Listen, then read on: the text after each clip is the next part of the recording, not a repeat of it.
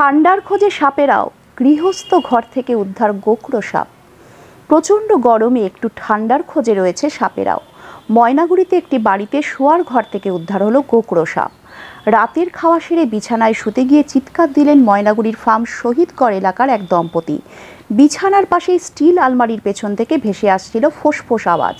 তাড়াতাড়ি মোবাইলের আলো জেলে ভালোভাবে দেখতে গেলে দম্পতি দেখতে পায় স্টিল আলমারির নিচে কুণ্ডলি পাকিয়ে বসে আছে একটি গোকড়ো সাপ। সেই দৃশ্য দেখে হকচকিয়ে যায় সেই দম্পতি। সঙ্গে সঙ্গে তারা ঘরের বাইরে চলে যান। সঙ্গে সঙ্গে ঘরের দরজা বন্ধ করে দিয়ে তারা খবর দেন ময়নাগুড়ি পরিবেশপ্রেমী সংগঠনের সদস্য অমল রায়কে। খবর পেয়ে রাত 12টা নাগাদ ওই বাড়িতে উপস্থিত হন অমল রায়। এরপর বেশ কিছুক্ষণের চেষ্টায় সাপটিকে উদ্ধার করা হয়। অমল রায় জানান, সাপটি ছিল একটি স্পেকটিক্যাল কোবরা। এটি একটি বিষধর সাপ।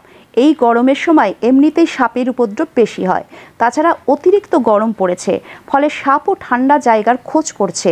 তাই প্রত্যেককে সতর্ক থাকতে হবে। বাড়ির মধ্যে বা বাড়ির আশেপাশে জঞ্জাল জমিয়ে রাখা যাবে না।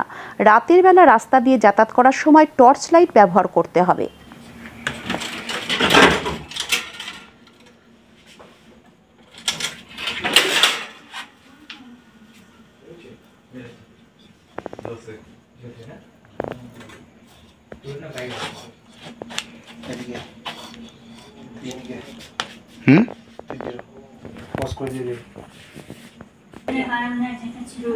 ওইটাই হবে তো না না বকুলটা আরে হ্যাঁ রে বাবা বকুল না কিছুতেই বিশ্বাস হ্যাঁ বকুল মাথায় ছিট আছে না একদম না বুঝতেছ না এটা বকুল হ্যাঁ বকুল আমি অন্ধকারে দেখে না না বকুল কাছে কাছে না ছাড়তে দাও ডুববে যখন একদম কাছে ও বকুল করে তো